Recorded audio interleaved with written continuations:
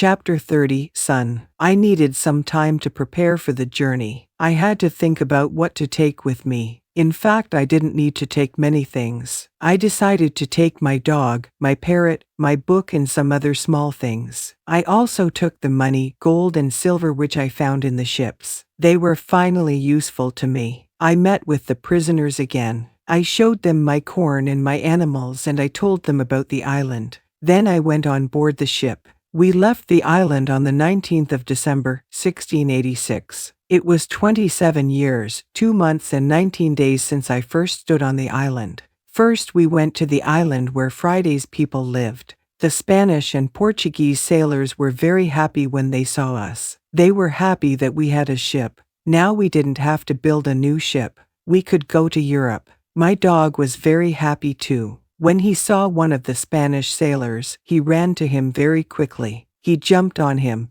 He was extremely happy. The Spanish sailor was his owner. He was very happy too. He started to cry when he saw his dog. It was a very emotional meeting. The sailors started to prepare for our journey across the ocean. Friday had to make a decision. He could stay with his people, or he could go to Europe with me. He needed some time to think about it. We stayed on the island one night. In the morning I asked Friday if he made a decision. He told me that he wanted to go with me to Europe. He prepared everything for the journey. We were ready to go. We started our journey. 2 months later, after a safe journey across the ocean, we arrived to London. London was the capital of England. For me it was after 35 years. It looked like the whole world changed in that time. London was a different city. There were some new houses, streets, roads, shops, parks, and big bridge across the river. But it wasn't all. People also changed.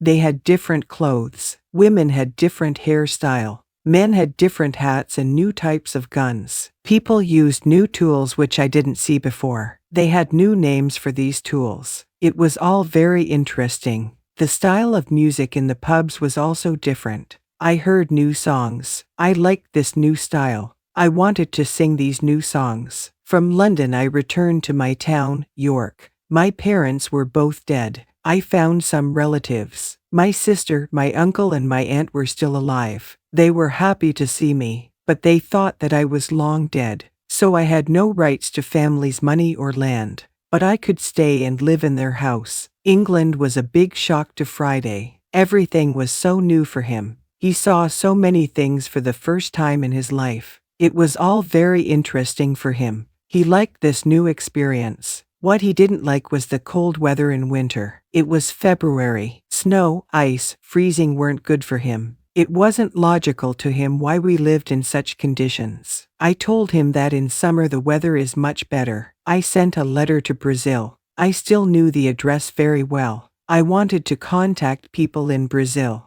I wanted to know if my wife was still alive. I wanted to know if my plantation still existed.